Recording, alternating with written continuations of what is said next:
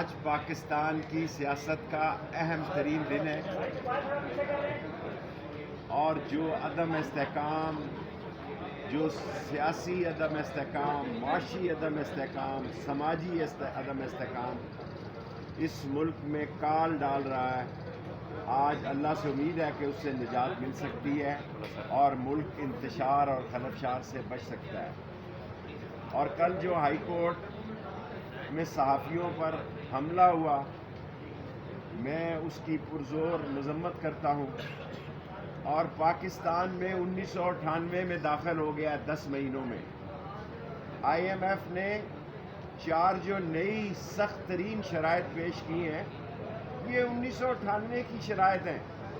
اور یہ ججز کو تقسیم کرنے کے لیے بھی 1998 والا فارمولہ استعمال کرنا چاہتے ہیں۔ سیلز ٹیکس آج 1% 17 سے 18 کر دی ہے، ایل پی جی بجلی مہنگی کر دی ہے، پٹرول تھوڑے دنوں میں 6-7 تاریخ سے ملے گا نہیں، 10 مہینوں میں صرف اپنے کیس ختم کیے ہیں، اور شور ڈالا جا رہا ہے 65 کروڑ روپیہ 25 وزراء نے صرف 1.5-2 مہینے میں خرچ کیا ہے۔ یہ شہباز شریف کا بچت کا منصوبہ ہے، اور آج اگر سپریم کورٹ نے جو فیصلہ دیا اس پر عمل نہ ہوا تو خدا نہ خواستہ ملک جو ہے وہ ایک نئے بحران میں داخل ہو جائے گا۔ اور میں سیاسی طور پر سمجھتا ہوں کہ الیکشن ہی، جیسا کل چیف جسٹس صاحب نے کہا کہ صدر بھی الیکشن کی تاریخ دے سکتے ہیں، اور الیکشن ہی مسائل کا حل ہے۔ چیف جسٹس صاحب کو پتہ ہے کہ 10,000 کنٹینر جو ہیں کراچی میں کھڑے ہیں، ججز کو پتہ ہے کہ ملک میں غریب ایڑیاں رگڑ رہا ہے، کوئی سمندر میں مر رہا ہے، کوئی سڑک پہ مر رہا ہے، کوئی گھر میں بھوک سے مر رہا ہے۔ اگر نہیں پتہ تو ان چوروں، لٹیروں، ڈاکوؤں اور منی لانڈرز کو نہیں پتہ،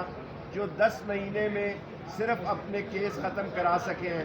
وہ بھی پتہ نہیں ہوں گے یا نہیں ہوں گے، کیس ابھی نیب کا سپریم کورٹ میں ہے۔ میں سمجھتا ہوں، مجھے اللہ سے پوری امید ہے کہ 90 دن میں الیکشن قانون آئین کا ایک سب سے اہم حصہ ہے،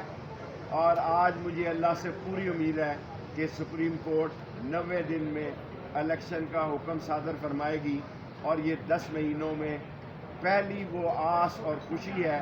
کیونکہ اب پاکستان میں کسی کی طرف کوئی نہیں کو دیکھ رہا۔ آج دکاندار بھی ٹی وی اور موبائل دکانوں پر لے کر گئے ہیں اس فیصلے کو سننے کے لیے،